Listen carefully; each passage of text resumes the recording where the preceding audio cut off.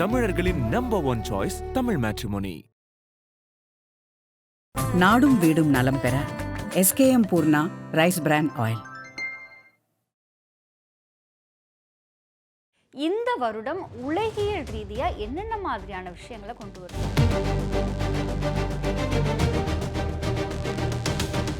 குருவனுடைய குறிப்பாக மீனராசிக்கு போச்சுன்னா பொருளாதாரம் சார்ந்த மிகப்பெரிய மாற்றங்கள் வரும். இப்போ இந்த வருஷம் வந்து உங்களுக்கு இந்த சனிக்கு 5ல் குரு வரப்போகுது. இந்த இடத்துல ஒரு பெரிய ரெவல்யூஷன், நான் சொல்கிறது ஒரு நல்ல ஒரு இப்போ ஏஐ உருவாகிருக்குன்னு நம்ம பார்க்கணும். ஏஐ விட வேறு ஏதாச்சும் ஒரு டெக்னாலஜி கூட புதுசாக வரலாம். இப்போ நம்ம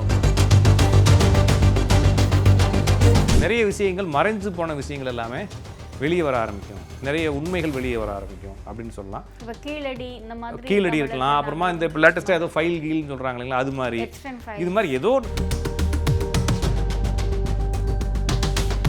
மீனராசியில் சனி இருக்கிற வரைக்கும் தங்கத்தினுடைய விலை உயரத்துக்கு போயிட்டே தான் இருக்கும். அப்போ முதலீடுகள் அப்படிங்கிறது மாதிரி சேமிப்புகள் அதிகமாகும். விஜய் நடிக்க மாட்டேன்னு சொல்லியிருந்தார், இப்போ அவர் நடிப்பார் வந்து. ஏன்னா இவர் வந்து மீண்டும் வருவார். இப்போ நான் வந்து சிவன் அறிவிச்சிருந்தேன்னா என்னை வந்து எல்லாரும் கழுவி ஊற்றிருப்பாங்க, இல்லைன்னா என் மேலே கண்டனங்கள் வந்திருக்கும். ஆனால் அமெரிக்கா வந்து சுதந்திர நாடுன்னு சொல்ல வரேன். அவர் தன்னை கடவுளாக கூட அறிவிச்சுக்கலாம். ஐபிசி பக்தி நேயர்கள் அனைவருக்கும் அன்பு வணக்கம். இன்னைக்கு நம்ம கூட ஜோதிடம் மற்றும் ஆன்மீகம் சார்ந்த நிறைய தகவல்களை பகிர்ந்து கொள்வதற்காக ராஜநாடி கா பார்த்திபன் சார் நம்ம கூட இணைந்திருக்கிறார்கள். சார் வணக்கம். சார் வணக்கம்ங்க. நேரில் வணக்கம் சார். பொதுவாக நம்ம வந்து உலகியல் ஜோதிடம் முண்டன் அஸ்ட்ராலஜி பற்றின நிறைய விஷயங்கள் பேசிகிட்டு இருக்கோம். இப்போ 2026 தமிழ் புத்தாண்டு பராபவ வருடம். பராபவ வருடம் சார்ந்த நிறைய வரலாற்று குறிப்புகள், ஜோதிட குறிப்புகள்னு எல்லாமே இருக்குது. அப்படிங்கும் பொழுது இந்த வருடம் உலகியல் ரீதியாக என்னென்ன மாதிரியான விஷயங்களை கொண்டு வரும்? பொதுவாக கிரக மாற்றங்கள் அப்படிங்கிறத வச்சு தான் ஒவ்வொரு வருட கணிப்பும் பண்ணுறோம். அதுக்கப்புறமா பேசிக்காகவே வந்து இந்த வருட வெண்பா அப்படின்னு சொல்லி 60 வருடத்துக்கும் வெண்பாக்கள் இருக்குது. அது பொதுவான பாடல்கள் ரிப்பீட்டாக வரும். வருட வெண்பாக்கள் நம்ம போன வீடியோவில் பேசுன மாதிரி சந்திராதி கணிதங்களை மையமாக கொண்டது. மொத்தம் 360 திதிகள். ஒவ்வொரு 360 திதிக்கு அப்புறமாவும் அடுத்த வருடம் ஆரம்பிக்குது அப்படிங்கிற மாதிரியும் வருஷங்கிறது 360 திதிகள். அப்போ 365 நாட்கள், திதிகள்ங்கிறது தினம். 365 சந்திர தினம்ன்றது தான் சொல்கிறோம். இது மாதிரி 360 ஒவ்வொரு 360 வருஷம் சேர்ந்து 60 வருஷம் சேர்ந்து மொத்தம் 16,600 சுவாசம்ன்ற மாதிரி ஒவ்வொரு 16,600 நாள்களும் ஒவ்வொரு இது மாதிரி ஒரு கல்பம் அப்படின்ற மாதிரி மகாவந்திரம், மனுவந்திரம், கல்பம், யுகம்ன்ற மாதிரி இது பெரிய கால்குலேஷனுக்குள்ளே போகிறதுனால இந்த இந்த வெண்பாக்களுக்கு ஒரு தனித்துவம் இருக்குது. ஆனால் வெண்பாக்கள் படி நிறைய நாள் நடக்கிறதில்ல. ஆதி காலத்தில் எழுதப்பட்ட வெண்பா மக்கள் வந்து கஷ்டப்படுவாங்க, மக்கள் பயிர் இல்லாமல் கஷ்டப்படுவாங்கன்றப்ப அது அந்த காலத்தில் இருந்த தேவையான பொருட்களை வச்சு எழுதினாலே. இப்போ வந்து ஆயிலால் கஷ்டப்படுவாங்க, கேஸ் இல்லாமல் போகும், கரண்ட் இல்லாமல் போகும், டிரான்சாக்ஷனில் பிரச்சனை வரும்னு யாரும் எழுத போகிறதில்ல. அது பழைய வெண்பா அப்படின்ற மாதிரி எடுத்துக்கலாமே தவிர நம்ம பொதுவாக இந்த முண்டன் அஸ்ட்ராலஜிலையும் சரி இந்த வருட பயிற்சிகள்லையும் எப்படி பார்க்குறோன்னா கிரகங்கள் எங்கேருந்து எங்கே போகுது அது ஒன்று. அதுக்கப்புறம் இந்த போகக்கூடிய ராசிகள் என்ன தன்மையை வெளிப்படுத்துது. அப்போ இந்த கிரகங்களுடைய கோச்சாரங்களும் இந்த 2026 தமிழ் புத்தாண்டில் இந்த கிரகங்கள் எங்கே நின்று இந்த ஒரு வருஷத்தை கடத்த போகுது அப்படிங்கிற அடிப்படையில் இந்த வருடங்கள் என்ன நடக்கும் அப்படிங்கிறத நம்ம அனுமானிக்கிறோம். அந்த அடிப்படையில் குரு, சனி, ராகு, கேது இந்த 4 கிரகங்களை தான் நம்ம பெருசாக எடுக்கணும். ஏன்னா நம்ம வருஷம் ஃபுல்லாக பார்க்கணும். டெய்லி பார்க்குறதா சந்திரன் எடுக்கலாம், மாதம் பார்க்குறதா மீதி கிரகங்கள். நம்ம வந்து வருடம் ஃபுல்லாக பார்க்குறதுக்கு இந்த 4 கிரகங்கள் எடுக்கிறோம். அப்போ ராகு கேது என்பது போன வருஷம் இருந்த அதே பொசிஷனில் தான் இந்த 3/4 வருஷத்துக்கு வரைக்குமே இருக்க போகுது. அப்படிங்கிறப்ப ராகு வந்து கும்பத்துலையும் கேது வந்து சிம்மத்துலையும் இருக்க போகுது. சனி என்பது மீனத்தில் இருக்க போகுது. இன்னும் 2-3 மாதம் கழித்து வக்ரமாகிட்டு திருப்பி அங்கேயே மீனத்துக்கே போக போகுது. குரு என்பது இன்னும் 2-3 மாதத்தில் மெதுவாக இறங்கி கடகத்துக்கு வந்துட போகுது. ஆக மொத்தத்தில் இந்த பொசிஷனில் தான் இன்னும் ஒரு 1 இயருக்கு இருக்க போகுதுன்ற அடிப்படையில் இந்த கிரக நிலைகள் என்னென்ன செய்யும் அப்படின்னு பார்க்குறப்ப பொதுவாக இந்த சனி என்ற கிரகமோ எந்த கிரகமோ குருவனுடைய குறிப்பாக மீனராசிக்கு போச்சுன்னா பொருளாதாரம் சார்ந்த மிகப்பெரிய மாற்றங்கள் வரும். இப்போ இந்த வருஷம் வந்து உங்களுக்கு இந்த கேஷ் டிரான்சாக்ஷனுக்கு நிறைய லிமிட்டேஷன் கொண்டு வந்திருக்குறாங்க. நீங்கள் ஃபஸ்ட்டு மாதிரி 2 லட்சத்துக்கு போய் பண்ணிங்கன்னா ஒன்றும் பிரச்சனை இல்லை, வாங்கிக்குவான். ஆனால் அதுக்கு பெரிய கொஸ்டின் போட்டு 100% பெனால்ட்டி கட்டுற மாதிரி கொண்டு வர போகிறாங்க. இது நம்ம போன வருஷமே பேசியிருந்தோம். இருந்தாலும் இந்த வருஷமும் அதே இடத்துல தான் ராசி மீனத்தில் தான் வந்து சனி இருக்க போகிறதுனால பொருளாதார பரிவர்த்தனைகளில் நம்ம ஊர் மட்டும் இல்லை உலகம் முழுவதும் பொருளாதார பரிவர்த்தனைகளில் மிகப்பெரிய மாற்றங்கள் கொண்டு வர போகிறாங்க. அதுக்கப்புறமா சனிக்கு 5ல் குரு வரப்போகுது. இந்த இடத்துல ஒரு பெரிய ரெவல்யூஷன், நான் சொல்கிறது ஒரு நல்ல ஒரு மாற்றம். ஒரு பெருசாக பொதுவாகவே மக்களுடைய நாகரீகம் வாழ்க்கை தரம் எல்லாமே உயரக்கூடிய நிலைமைக்கோ இல்லைனா புதிய வாய்ப்புகள் மக்களுக்கு கிடைக்கக்கூடிய அளவில் இந்த சமூகம் மாற்றம் அடையும். அப்போ புதிய தொழில் வாய்ப்புகளோ அல்லது புதிய டெவலப்மெண்ட்டான ஒரு துறைகளோ உருவாகலாம். இப்போ ஏஐ உருவாகிருக்குன்னு நம்ம பார்க்குறோம். ஏஐ விட வேறு ஏதாச்சும் ஒரு டெக்னாலஜி கூட புதுசாக வரலாம். இப்போ நம்ம கம்ப்யூட்டரில் மட்டும் ஏஐ வந்திருக்குது, இன்னும் ஆட்டோமொபைல் இருக்குது, என்ஜினியரிங் இருக்குது, நீர்வளத்துறை இருக்குது, உணவுத்துறை, எத்தனையோ துறைகளில் நிறைய மாற்றங்களும் நிறைய வாய்ப்புகளும் உருவாகும். அப்போ குரு சனி எந்த இடத்துல 1-5 மூலம் சேர்ந்தாலும் அந்த வருடம் முழுவதும் வாய்ப்புகள் ஏற்படுத்தும். அப்போ வரக்கூடிய வாய்ப்புகள் இருக்கலாம். ஆனால் அந்த குரு கரெக்டாக கடகத்தில் போய் உச்சத்தில் உட்கார்றதுனால சில அவமானங்களையும் இழப்புகளையும் நிறைய குழப்பங்களையும் ஏற்படுத்தும். ஒன்று, இந்த ராகு கும்பராசியில் உட்கார்றப்ப நம்ம போன வருஷத்துலேருந்து சொல்கிறேன், கூட்டமான இடங்களில் பாதிப்புகள் ஏற்படும். அப்போ கூட்டமாக சேர்கிற இடத்துல பாதிப்பு ஏற்படும், கூட்டமாக வேலை பார்க்கக்கூடிய இடங்களில் வேலை பறிபோகும். பெரிய பெரிய கம்பெனிஸ் எல்லாத்தையும் என்ன பண்ணுவாங்கன்னா, இப்போ நேற்று எனக்கு ஒரு கால் வந்திருக்கு, அந்த காலை எடுத்து பேசுகிறேன், அந்த பக்கமாக பேசுகிறது வாய்ஸ் ரொம்ப சூப்பராக, அது என்னென்னா ஒரு மாதிரி ரெக்கார்ட் பண்ண வாய்ஸ் மாதிரி இருக்குது, அது ஏஐ கால்ன்ற அளவுக்கு வந்திருக்கு. நம்ம என்ன பேசுகிறோமோ அதுக்கு தகுந்த பதில் சொல்லுது. ஓகேங்களா? அப்போ நான் இப்போ உதாரணத்துக்கு நான் என்ன ஒரு இன்சூரன்ஸ் போட சொல்லுதுன்னு வச்சுக்கோங்களேன். நான் ஒரு கார் பார்த்துருக்கேன், கார் வாங்கணும்னு சொல்லியிருக்கேன். அந்த அம்மா அந்த லேடி நீங்கள் கார் பார்த்துருக்கீங்க, கார் உங்களுக்கு இருக்குது, நான் கார் வாங்கிட்டேன் அப்படின்னா நீங்கள் வாங்கின காருக்கு உங்களுக்கு வாழ்த்துக்கள் அப்படின்னு சொல்கிறாங்க. அப்போ இது ஏஐ வாய்ஸ் வந்துருச்சு. இப்போ என்னென்னா ரெக்கார்டில் ஃபஸ்ட்டு ஏஐ மெசேஜ் வந்துக்கிட்டு இருந்துச்சு, இப்போ ஏஐ கால்ஸ் வர ஆரம்பிச்சு. இப்போ நீங்கள் எதுவுமே நீங்கள் இப்போ இனிமேல் இன்சூரன்ஸுக்கு ரீமைண்ட் பண்ணுறதுக்கு, சர்வீஸ் ரீமைண்ட் பண்ணுறதுக்கு இனிமேல் உட்காந்துக்கிட்டு இப்போ இவனுக்கு கால் பண்ணியா அவனுக்கு கால் பண்ணியான்னு சொல்லி ஓனர் எல்லாத்தையும் கூப்பிட்டு கேட்குறதுக்கோ மேனேஜர் கேட்குறதுக்கோ எந்த அவசியம் இல்லை. எல்லாமே ப்ரோக்ராம் பண்ணி விட்டுட்டு எல்லாத்தையும் டேட்டா என்ட்ரி பண்ணி விட்டோம்னா அதுவாகவே நைட்டும் பகலுமோ உட்காந்து கால் ஆட்டோமேட்டிக்காக போய் எல்லாத்தையும் ரிப்போர்ட் பண்ணி ஃபீட்பேக் கொடுத்துட போதுன்றப்ப இப்போ அந்த ஆஃபீஸில் ஒர்க் பண்ண 15 பேருக்கு இப்போ வேலை இல்லை. இந்த 15 பேர் வேறு வேலையை நோக்கி போவாங்க, வேலை இல்லாமல் போக போகிறதில்ல. ஏன்னா அந்த உலகம் ஆரம்பித்ததுலேருந்து ஒவ்வொரு வேலையும் மாறி மாறி எல்லா பேரும் சம்பாரிச்சு தான் இருக்காங்க, ஜோறு தின்ட்டு தான் இருக்கிறப்ப வேறு துறைகளுக்கு இவங்க ஜம்ப் ஆகலாம். இவங்களுக்கு நிறைய பேருக்கு இதே துறையில் வேறு ஜம்ப் ஆகுது, இதில் வேறு ஏதாச்சும் ஒர்க் ஆகலான்றப்ப, ஆனால் வேலை இழப்புகள் கூட்டமான இடங்களில் ஏற்படும். அப்போ பெரிய பெரிய IT companies, multinational companies, conveyor production, இது மாதிரி இருக்கிற இடத்துல வேலை இழப்புகள் ஏற்படலாம். ஒன்று. அதுக்கப்புறம் நிறைய புதுமையான கண்டுபிடிப்புகள் தொழில் ரீதியாக, உடல் ரீதியாக, மருத்துவ ரீதியாக கண்டுபிடிப்புகள் ஏற்படலாம். நிறைய விஷயங்கள் மறைஞ்சு போன விஷயங்கள் எல்லாமே வெளியே வர ஆரம்பிக்கும், நிறைய உண்மைகள் வெளியே வர ஆரம்பிக்கும் அப்படின்னு சொல்லலாம். இப்போ கீழடி இந்த மாதிரி கீழடி இருக்கலாம், அப்புறமா இந்த இப்போ லேட்டஸ்ட்டாக ஏதோ ஃபைல் கீல்னு சொல்கிறாங்க இல்லைங்களா, அது மாதிரி இது மாதிரி ஏதோ ஒன்று மறைஞ்சு போன பொருள் வரலாம். அது ஒருவேளை அப்படி ஒன்று இருக்குன்னு சொல்லி மனசுக்குள்ளே ஏற்படுத்தப்பட்ட தவறான ஒரு அபிப்பிராயங்கள் கூட அது வந்ததுக்கப்புறம் சரியாயிடலாம். இப்படி இது ஒன்றும் இல்லவே இல்லை, டம்மி பீஸ் இதுன்னு சொல்கிறது எப்படியோ ஒரு வெளிப்படக்கூடிய அமைப்புகள் இருக்குது, நிறைய கண்டுபிடிப்புகள் வரும் அப்படின்னு பார்க்கலாம். அதே மாதிரி மக்களுக்கு பொருளாதாரம் பற்றிய விழிப்புணர்வுகள் வரும், நிறைய பணப்புழக்கங்கள் அதிகமாகும் அப்படின்னு பார்க்கலாம். இந்த மீனராசியில் சனி இருக்கிற வரைக்கும் தங்கத்தினுடைய விலை உயரத்துக்கு போயிட்டே தான் இருக்கும். எவ்வளோ நாளுக்கு? அது இன்னும் ஒரு வருஷத்துக்கு இருக்குன்னு வச்சுக்கோங்களேன், போயிட்டே தான் இருக்கும், எக்ஸ்ட்ரீமாக போயிட்டே தான் இருக்கும். நான் போன தடவை 15,000 வரும்னு சொன்னேன், இன்னைக்கு நம்ம கண்டிஷன் பார்க்குறோம் 18,000 20,000 வரைக்கும் போகலாம் கிராம். ஆமாம் போகலாம். ஏன்னா இவ்வளோ போருக்கு அப்புறமாவும் இந்த தங்கம் இன்னைக்கு $14,800 தான் அவுன்ஸுக்கு நிற்கிது. போருக்கு முன்னால் 5,100 இருந்துச்சு, வெறும் $300 தான் அவுன்ஸுக்கு குறைஞ்சிருக்குது. அவங்களுக்கு 14,200 இன்றைக்கி கோல்டு ரேட்டு இருக்குது, நான் சொல்கிறது கிராமு. அப்போ எவ்வளோ பெரிய அடி விழுந்தும் தங்கம் இறங்காமல் அப்படியே ஸ்டாண்டர்ட் நிற்கிறப்ப இன்னும் இந்த போர் முடிஞ்சதுக்கப்புறம், போரில் அந்த சண்டைகள் முடிஞ்சதுக்கப்புறமா கண்டிப்பாக இது பெரிய உச்சத்தை நோக்கி நகருன்றப்ப அப்போ கோல்டு ரேட்டு குறையாது, கூட்டிகிட்டே தான் இருக்கும். முதலீடுகளுக்கான வாய்ப்புகள், மக்களுக்கு சேமிக்கக்கூடிய முதலீடு வேறு, இன்வெஸ்ட்மெண்ட் வேறு, சேவிங்ஸ் வேறு. மக்கள் முதலீடு நோக்கி போன மக்கள் எல்லாமே இனிமேல் சேமிப்பை நோக்கி நகருவாங்க. இப்போ காசு இருந்தால் என்ன செய்யலாம் அப்படின்னா, நான் ஷேர் மார்க்கெட்டில் போடுறேன், கோல்டு பி வாங்குறேன், சிப்பில் போடுறேன்னு சொன்னவங்க எல்லாமே இனிமேல் நான் போஸ்ட் ஆஃபீஸில் போட போகிறேன், ஃபிக்ஸட் டெபாசிட்டில் போட போகிறேன், குழந்தைகளுக்கு நகை வாங்கி வைக்க போகிறேன்ற மைண்ட் செட்டும் மாறும்.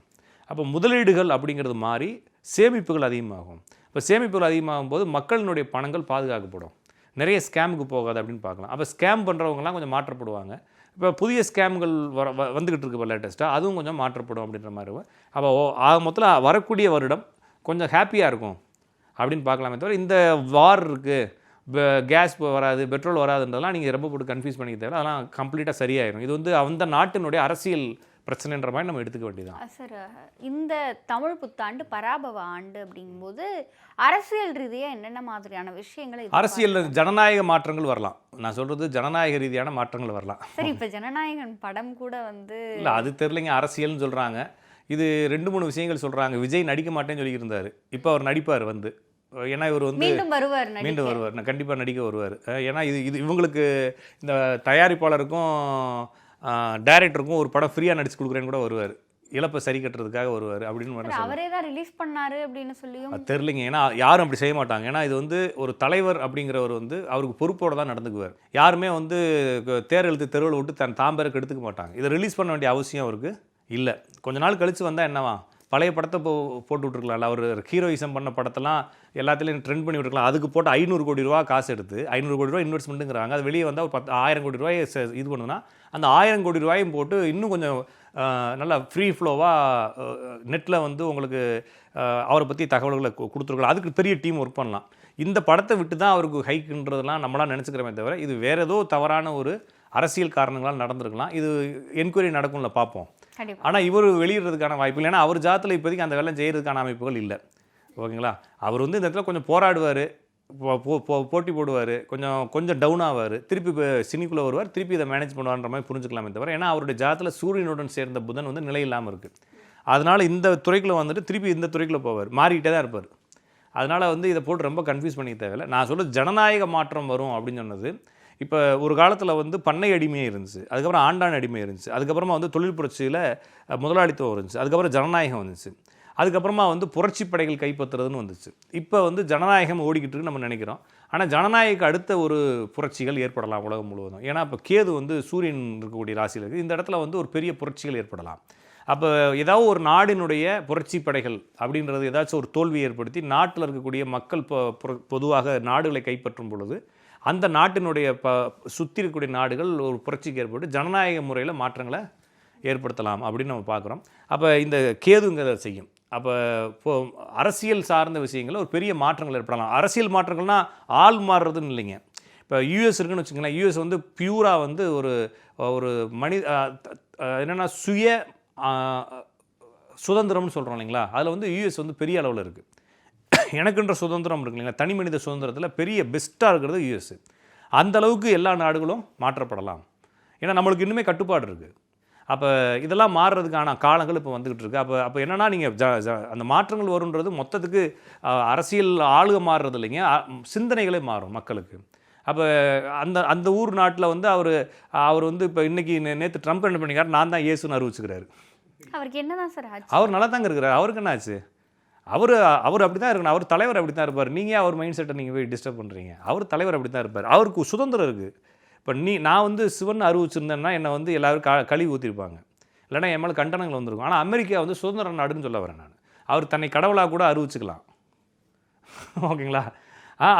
அவர் அந்த மாதிரி சுதந்திரம், முழு சுதந்திரம் இருக்குது இல்லைங்களா. நான் சொல்கிறது சுதந்திரத்தை பற்றி தான் பேசுகிறேன். இங்கே வந்து மதம் ரீதியாக தனி சுதந்திரங்கிறது வந்து அது தனியாக நபர் அனுபவிச்சுக்கலாம். அப்போ வேணால் இன்னுமே அந்த நாட்டினுடைய சுதந்திரம் மாதிரி உலக நாடுகளுடைய சுதந்திரங்கள் அதிகமாகலாம். இன்னுமே நான் மதத்தால் கட்டுப்படுத்தப்பட்டு, பழமவாதத்தால் கட்டுப்படுத்தப்பட்டு, ஏதாச்சும் ஒரு மாடல்னு சொல்லி அந்த மாடலால் நான் கட்டுப்படுத்தப்பட்டு, அதுக்கப்புறமா வந்து ரவுடிசத்தால் கட்டுப்படுத்தப்பட்டு, ஒவ்வொரு இடத்துலையும் நான் வந்து அப்படியே ஒரு விலங்கிட்ட போகிற இருக்கிறேன் இல்லைங்களா. இந்த விலங்குகள் உடைக்கப்படலாம், சமூகங்கள் மாறுறது அதுதான். அப்போ அந்த மாதிரி மாற்றங்கள் கண்டிப்பாக உலகம் முழுவதும் ஏற்படும். அதுக்கான இந்த வருடங்கள் உங்களுக்கு சப்போர்ட் பண்ணணும்னு பார்க்கலாம். அதே போல் இந்த வார்கிருலாம் நீங்கள் போட்டு குழப்பது, வாரில் கான்ஃப்ளிக்ட் தான் அவங்க பேசுகிறாங்க. இது வந்து ஏதோ ஒரு முரண்பாடு, ஏதோ ஒரு போட்டி அப்படின்ற மாதிரி எடுத்துக்கலாமே தவிர இது உங்களை பெருசாக இம்பேக்ட் பண்ணாது. கண்டிப்பாக சார். இப்போ வந்து அங்கே போர் நடக்கிறது அப்படிங்கிற அந்த கான்ஃப்ளிக்ட் அப்படிங்கிற ஒரு விஷயம் வந்து இங்கே சிலிண்டர் தட்டுப்பாடு வந்துச்சு. ஸோ இன்னுமே நிறைய வந்து நம்ம இல்லைங்க வரலைங்க, வந்துருமோன்ற பயத்தில் என்ன செஞ்சாங்கன்னா அறிவிச்சோடனே இவங்க போயிட்டு எல்லா பேரும் இப்போ தட்டுப்பாடுன்னு என்ன அர்த்தம். இப்போ நான் வந்து பைக்கை கொண்டு போய் பெட்ரோல் கேட்குறேன், கிடைக்கலன்னா தட்டுப்பாடு. இப்போ அன்றைக்கி என்ன செஞ்சாங்க எல்லா பேரும், 2000 ரூபாய்க்கு பெட்ரோல் போட்டான். இது வரைக்கும் அந்த டேங்க்கில் அந்த இடத்த தொட்டே இருக்காது பெட்ரோல் வாழ்க்கை ஃபுல்லாக. அந்தளவுக்கு ஃபில் பண்ணாங்கன்னா கட்டுப்பாடு கிடையாது. இவங்க வந்து பயத்தில் போய் வாங்குறாங்கன்றதுனால இன்னுமே பெரிய விலைவாசி உயர்வுகளை எல்லாம் நம்ம சந்திப்போன்ற ஒரு இல்லை, அந்த பயம் இருக்குன்னு சொல்கிறாங்களே தவிர நம்மளுடைய பொதுவாக அந்த உலகத்தினுடைய மொத்த பெட்ரோலியம் இந்த பெட்ரோலியம் தேவைகளை பூர்த்தி பண்ண அந்த வளைகுடா நாடுகளினுடைய தேவை வந்து ஒரு காலத்தில் அதிகமாக வேணால் இருந்திருக்கலாம். இப்போ அது வந்து 10% 20% வரைக்கும் தான் அது இருக்குது. அப்படின்றதுனால அது உங்களுக்கு பெரிய இம்பேக்ட் ஏற்படுத்தாது ஒன்று. அதுக்கப்புறம் 2-3 மாதம் இந்த போராட்டத்தை ஃபேஸ் பண்ணியாச்சு. இதை எப்படி மேனேஜ் பண்ணுறன்ற எல்லா நாடுகளும் கொஞ்சம் பழகிட்டு இருப்பாங்க, வேறு நாடுகளில் வாங்கியிருப்பாங்க, சுய தன்னிறைவுக்கான தேடல்களை நோக்கி நகர்ந்துருப்பாங்க. இன்னும் எலக்ட்ரிக்கு அப்புறமா வந்து சோலார் இந்த மாதிரி சிஸ்டத்துக்குள்ளே எனர்ஜியை டெவலப் பண்ணுறது, அணு மின் நிலையங்களை டெவலப் பண்ணுறது, அதனுடைய உற்பத்தி திறனை அதிகமாக்கிறதுன்னு சொல்லிட்டு பெட்ரோலுக்கு பதிலாக மின்சாரத்தினுடைய தேவைகளை மாற்று எரிபொருள் சக்தியாக பயன்படுத்த ஆரம்பிச்சிருப்பாங்கன்றப்ப இப்போ என்ன ஆக போகுதுன்னா, நம்மளுக்கு பிரச்சனை இல்லை, அந்த வளைகுடா நாடுகளில் விற்பனைக்கு பொருளை வச்சுக்கிட்டு விற்க முடியாமல் போயிட போகிறாங்கன்றதான் பார்க்க முடியுது. அப்போ என்ன செய்ய போகிறாங்கன்னா, இப்போ நேற்று வந்து இப்போ நான் இன்னைக்கு காலையில் கூட ஃபேஸ்புக்கில் ஒரு போஸ்ட் போட்டிருந்தேன். ஒருத்தன் டீ வந்து வருது, இப்போ நான் வந்து என்ன செய்கிறேன்னா வாங்கி படக்குன்னு குடிச்சிட்டு வச்சிட்டேன்னா நீங்கள் குடிக்க முடியாது அப்படின்ற மாதிரி இருக்கிற ஒரு காமெடி கூட இருந்துச்சு. ஒரு ஆள் என்ன பண்ணுவான்னா குடிச்சிட்டு வச்சுருவான், பக்கத்தில் இங்கே எச்சிதிப்பி வச்சுருவான்ற மாதிரி. இப்போ ஈரான் என்ன சொல்லுச்சுன்னா, இந்த வளைகுடாக்குள்ளே எவன் வந்தாலும் இந்த ஹார்மோஸ் நீரிணையில் இந்த ஸ்ட்ரைட் ஆஃப் ஹார்மோஸில் யார் வந்தாலும் எனக்கு இத்தனை கோடி எனக்கு கப்பம் கட்டணும், சுங்கவரி கட்டணும்னு சொன்னான். இப்போ எல்லாரும் வந்து வேறு மாதிரி இது அமெரிக்கா ஒன்றுமே பண்ண முடியாம மாட்டிச்சுன்னு நினச்சாங்க. இப்போ என்ன பண்ணிட்டான்னா, எவன் வேணாலும் அங்கே சுங்கவரி கட்டிக்க, அந்த பார்டரை தாண்டினா நான் அடிப்பேன்னு சொல்லி முற்றுகைன்னு சொல்கிறாங்க இல்லைங்களா. இப்போ என்ன ஆகி போச்சுன்னா, ஈரான் குடிச்சிட்டு வச்சதில் இது எச்சிட்டு வச்சுட்டாரு ட்ரம்ப் போய். இப்போ அவனாலையும் இப்போ என்ன செய்ய முடியாது. அப்போ இப்போ என்ன ஆகி போச்சுன்னா, இப்போ கண்ட்ரோலை கொண்டு வராங்க. இந்த நீரிணையை யாரும் பயன்படுத்தாத மாதிரி அந்த கடையை மூடுறதுக்கான வேலைகளை இப்போ செஞ்சுக்கிட்டு இருக்காங்க. அப்போ இது வந்து நம்மளுக்கு தாக்கம் இல்லை, அந்த நாடை சார்ந்த தாக்கங்கள் ஒன்று. அதுக்கப்புறமா அந்த நாடுக்குள்ளே நம்ம கொஞ்சம் போய் பார்த்தோம்னா, அது வந்து பாரிசியர்கள், அது வந்து ஒரு மதம் சார்ந்த குழப்பங்கள் அந்த நாட்டுக்குள்ளே போரும் புரட்சியும் நடந்துக்கிட்டு இருக்குது.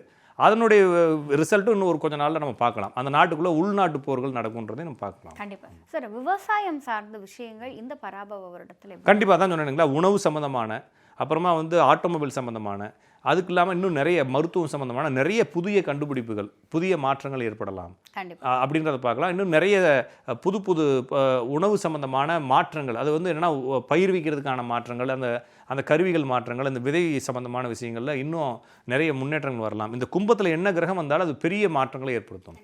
அப்போ இப்போ போன வருஷமே நல்லா தான் இருந்துச்சு, இன்னும் கொஞ்சம் டெவலப்மெண்ட் இன்னும் வரும்னு பார்க்கலாம். சார், இந்த பராபவ வருடத்தில் என்ன மாதிரியான உலகில் ரீதியான மாற்றங்கள் வந்து முண்டன் அஸ்ட்ராலஜி படி நடக்கும் அப்படிங்கிறதையும், தமிழக அரசியல் களம், விவசாயம் இது சார்ந்த விஷயங்கள் எந்த அளவுக்கு இந்த வருடத்தில் சிறப்பாக இருக்கும் அப்படிங்கிற மாதிரியான பல தகவல்களை எங்களோடும் எங்கள் நேயர்களோடும் பகிர்ந்துக்கிட்டீங்க. நிச்சயம் இது பார்க்கிற நேயர்களுக்கு பல பயனுள்ள தகவல்களை கொண்டு போய் சேர்க்கும் நம்பிக்கை எங்களுக்கு இருக்குது. உங்களுடைய இந்த நேர்காணலுக்கும் நீங்கள் எங்களோடு பகிர்ந்து கொண்ட தகவல்களுக்கும் நன்றி. நன்றி மேடம்.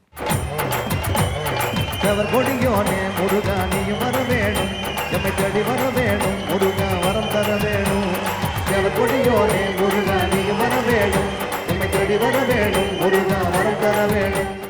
தமிழர்களின் நம்பர் 1 சாய்ஸ் தமிழ் மேட்ரிமோனி. நாடும் வீடும் நலம் பெற SKM Poorna rice brand oil.